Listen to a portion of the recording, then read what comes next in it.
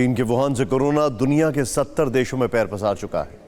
दुनिया भर में करीब 1 लाख लोग इस जानलेवा वायरस की चपेट में हैं। कोरोना की दस्तक से देश में भी हड़कंप मचा हुआ है। सोशल मीडिया में अफवाहों के साथ ही कई तरह का भ्रम फैलाया जा रहा है। हालांकि कोरोना से इन्फेक्टेड मरीजों में मौत का आंकड़ा महज 2 से 4% है। लेकिन यह जानना जरूरी है कि कोरोना कितना खतरनाक वायरस है और कोरोना से बीमार शख्स की कैसे मौत की संभावना बन जाती है।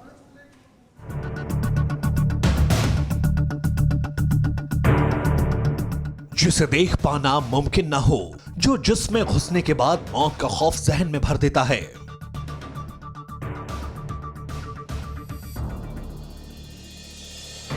एक वायरस कैसे पूरी दुनिया में दहशत और डर की वजह बन चुका है, तस्वीरें तस्दीक करती हैं।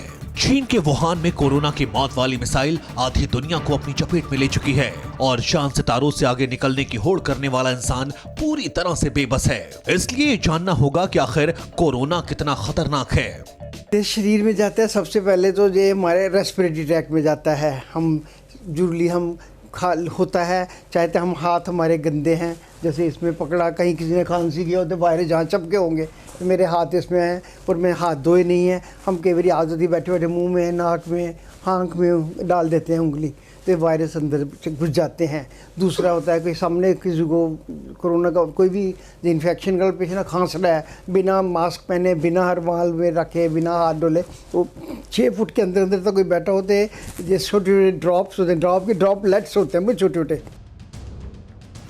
कोरोना वायरस शरीर पर कैसे असर करता है? वायरस सबसे पहले शरीर के किस हिस्से पर अटैक करता है? वायरस के शरीर कौन से अंग को प्रभावित करते हैं? कोरोना से बीमार शख्स की मौत कैसे हो जाती है?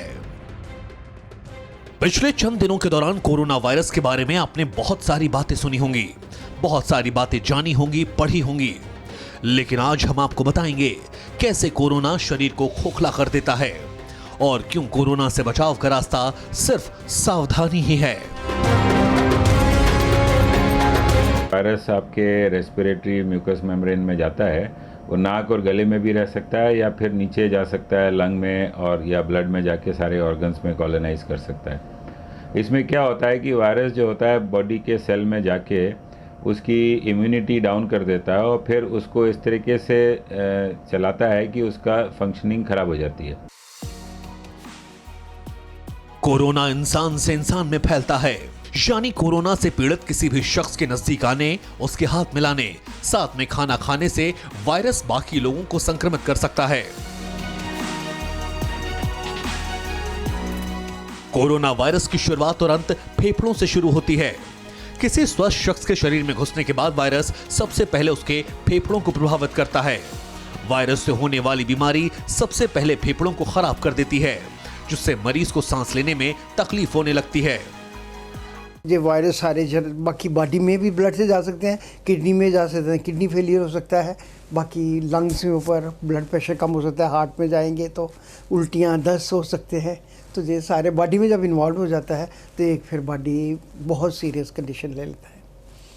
मतलब आपके शरीर के किसी भी हिस्से में जा सकता है? ये सारे ब्लड में जाएगा तो ब्लड में तो कहीं भी जा सकेगा।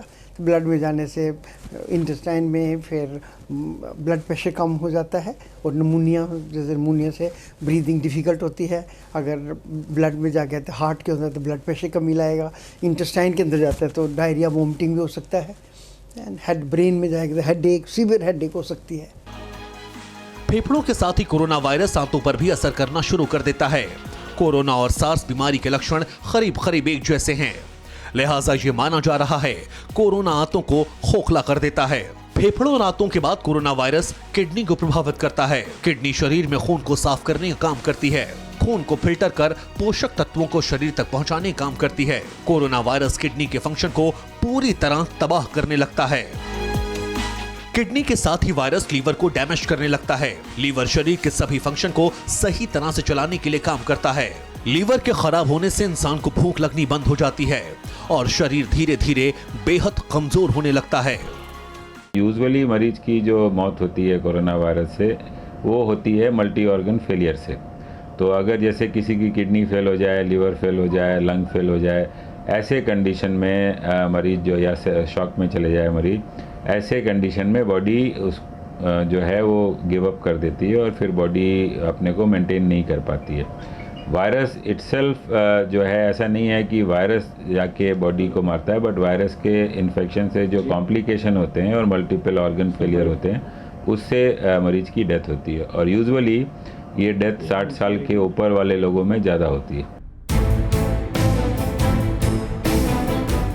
ऐसा नहीं है कि कोरोना में पीड़ित किसी भी शख्स में अलग से ये लक्षण नजर आए। किसी मरीज के वायरस से संक्रमित होने के बाद उसके ठीक होने या संक्रमण के चलते मौत होने में वक्त लगता है। इस दौरान खांसी, जुकाम, सिर दर्द और सांस लेने में दिक्कत बढ़ जाती है। कोरोना वायरस से संक्रमित होने के बाद कितनी बड़ी संख्या में लोगों की मौत हुई, ये आंकड़ा बताना काफी मुश्किल है, क्योंकि संक्रमित लोगों में लक्षण काफी सामान्य होते हैं और वो इस वजह से डॉक्टर के पास नहीं जाते हैं। क्या आप इस बात को जानते हैं कि कोरोना वायरस बहुत ही सूक्ष्म लेकिन बहुत ज्यादा खतरनाक है? आपको जानकर यह हैरानी होगी कि कोरोना वायरस इंसान के बालों की तुलना में 900 गुना छोटा है, लेकिन फिर भी इसका असर बहुत व्यापक है और दुनिया भर में लोगों को इसने अपनी चपेट में ले लिया है। ऐसे में सवाल यह खड़ा होता है कि कोरोना वायरस का आखिर सटीक इलाज क्या है? अभी तक जो डायग्नोस्टिक्स हम लोग यूज़ कर रहे हैं ये मॉलिक्यूलर डायग्नोस्टिक है, जैसे PCR टेस्ट कहते हैं। तो ये इसका जो RNA है कीटाणु का, वायरस का, वो पेशेंट में से स्पेसिमेन निकालते हैं, थ्रोट स्वॉब या नेजल स्वॉब वगैरह, और उसमें टेस्ट करते हैं कि क्या ये वायरस का RNA उसमें सैंपल में है या नहीं, तो कहते हैं कि पॉजिटिव है। पर सिंगापुर का जो टेस्ट है और बाकी देश में भी ये इसका रिसर्च आगे बढ़ रहा है और टेस्टें बन रही हैं, वो खून के ऊपर करने की टेस्ट है।